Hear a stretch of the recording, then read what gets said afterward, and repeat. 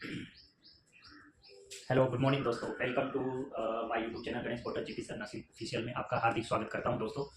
आज का अपना शो टॉपिक सीरीज में इंपॉर्टेंट टॉपिक रहेगा इम्यूनिटी। इम्यूनिटी एक ऐसी प्रोसेस या ऐसी प्रक्रिया होती है जो कि अपनी बॉडी किसी होस्ट या एंटीजन के प्रति रेसिस्टेंट करती है, किसी इन्फेक्शन को होने से बचाती है। वो कई प्रकार की होती है दोस्तों। Mostly innate immunity and acquired immunity होती है। इनेट इम्यूनिटी को बोल सकते हैं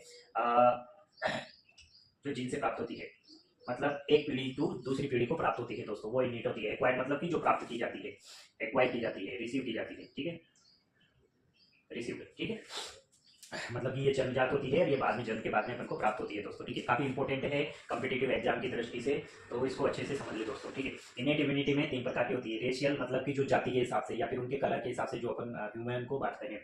स्पेसिस मतलब वो ह्यूमन में और एनिमल्स में या फिर बर्ड में किस प्रकार की इम्यूनिटी पाई जाती है, इंडिविजुअल में किस प्रकार की रहती है। तो रेशियल की अगर अपन बात करते हैं तो रेशियल का मतलब होता है, इसमें एग्जाम्पल की दृष्टि से अपन समझते हैं कि अमेरिकन नेग्रोज में टीबी 80% का चांस होता है, जबकि अमेरिकन व्हाइटिस में 20% का चांस होता है दोस्तों, ठीक है। अमेरिकन नेग्रोज में एक जनरली समझने के लिए है, अमेरिकन नेग्रोज में 80% चांस होता है टीबी होने का, ठीक है दोस्तों। जबकि जो अमेरिका में व्हाइटिस पर्सन होते हैं, व्हाइटिस, ठीक है, व्हाइट लिख देता हूँ मैं, व्हाइट पर्सन जो होते हैं उनमें 20% चांस होता है टीबी होने का। ये एक इनेट इम्यूनिटी होती है उन लोगों की, ठीक है। सेकंड बात करते हैं अपन स्पेसिस। स्पेसिस मतलब कि चिकन और ह्यूमन की बात करते हैं। अगर चिकन की बात करते हैं तो चिकन में एंथ्रेक्स वायरस के प्रति चिकन में इम्यूनिटी पाई जाती है, जबकि ह्यूमन में एंथ्रेक्स के प्रति किसी प्रकार की इम्यूनिटी नहीं होती है। तो ये डिफरेंट होता है कि जन्मजात किस में इम्यूनिटी पाई जाती है, ठीक है।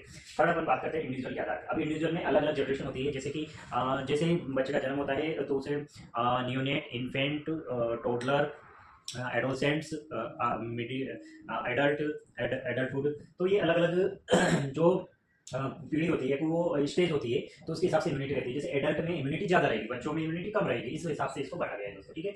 ये हो गया अपना इनेट में रेशियल, स्पेसिस एंड इंडिविजुअल, ठीक है। काफी इंपॉर्टेंट है और सिंपल तरीके से समझा रहा हूँ, ठीक है। सेकंड नंबर बात करते हैं एक्वायर्ड। एक्वायर्ड मतलब जो उपार्जित की जाती है, प्राप्त की जाती है दोस्तों, ठीक है।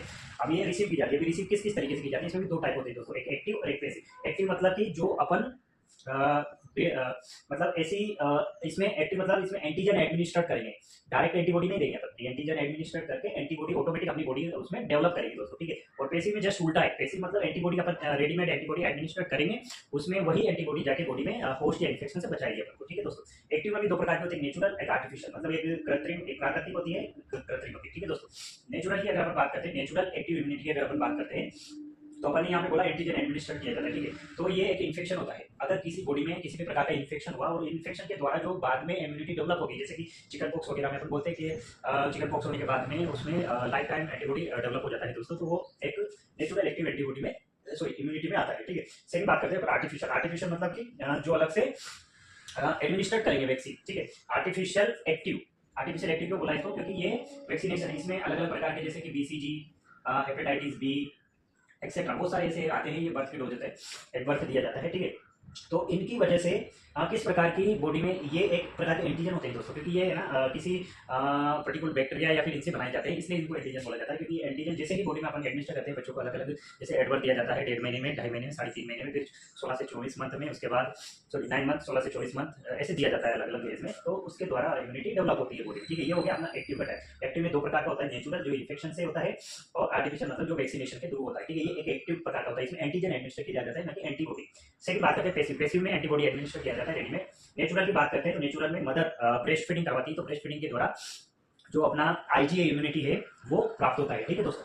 इसमें नेचुरल, नेचुरल क्यों बोला, क्योंकि ये माँ से प्राप्त हो रहा है हमको, इसलिए नेचुरल बोला, ठीक है। आर्टिफिशियल मतलब कि जो आर्टिफिशियल कृत्रिम तरीके से बनाया हुआ है, जो आईजी मतलब इम्यूनोग्लोबुलिन और एंटीटॉक्सिन्स दिए जाते हैं। जैसे कि कभी कभार अगर डॉग बाइट होता है, तो डॉग बाइट में अगर ज्यादा वुंड हुआ तो अपन ये सजेस्ट करते हैं कि एंटी रेबीज वैक्सीन तो ले, ताकि उसके साथ साथ इम्यूनोग्लोबुलिन भी लिया जाता है, ठीक है दोस्तों। इम्यूनोग्लोबुलिन अलग अलग प्रकार के होते हैं, IgG, IgA, IgM, IgD, IG, ये 5 प्रकार के यूनिट होते हैं इम्यूनोग्लोबुलिन। इम्यूनोग्लोबुलिन की एक अलग से सेपरेट वीडियो बनाता हूँ दोस्तों, ठीक है। काफी सिंपल है और कॉम्पिटिटिव हिसाब से काफी इंपॉर्टेंट है दोस्तों। अगर ये शॉर्ट वीडियो आपको अच्छी लगे तो वीडियो को लाइक करें, शेयर करें, सब्सक्राइब करें और बेल आइकन जरूर दबाएं, ताकि नेक्स्ट वीडियो की अपडेट आपको मिलती रहे दोस्तों। काफी इंपॉर्टेंट है, ठीक है। Thanks for watching.